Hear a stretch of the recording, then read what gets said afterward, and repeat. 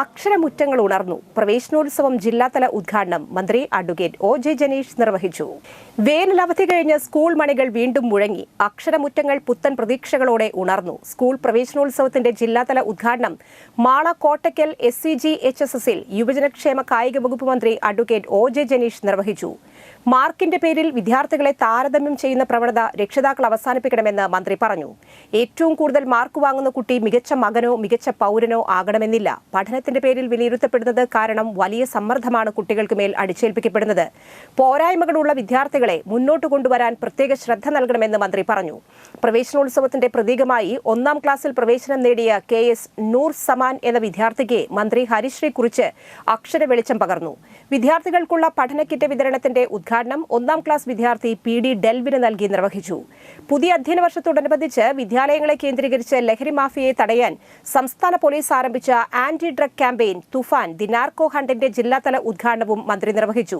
Thrissur rural പരിധിയിലെ 500 സ്കൂളുകളിലെ കുട്ടികൾക്ക് ലഹരി വിരുദ്ധ സന്ദേശങ്ങൾ ആലേഖനം ചെയ്ത നെയിം സ്ലിപ്പുകൾ വിതരണം ചെയ്തു.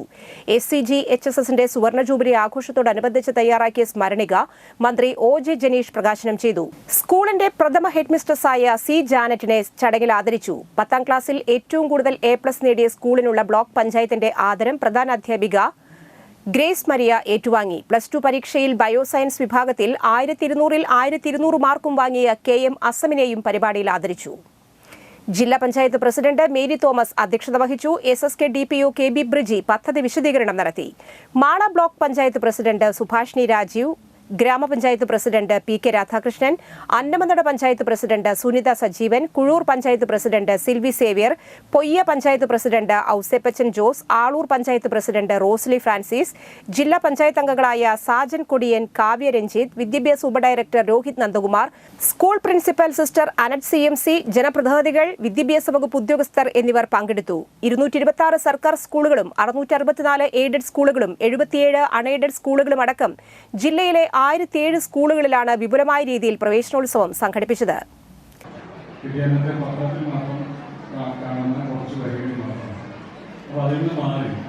നമ്മളിവിടെ യോഗം നടക്കുന്ന സമയത്ത് മുഖ്യമന്ത്രി അവിടെ സംസാരിക്കുന്നതും വിദ്യാഭ്യാസ മന്ത്രി സംസാരിക്കുന്നതും എല്ലാം തന്നെ ലൈവായി കേൾക്കാൻ കഴിയുന്ന രീതിയിലേക്ക്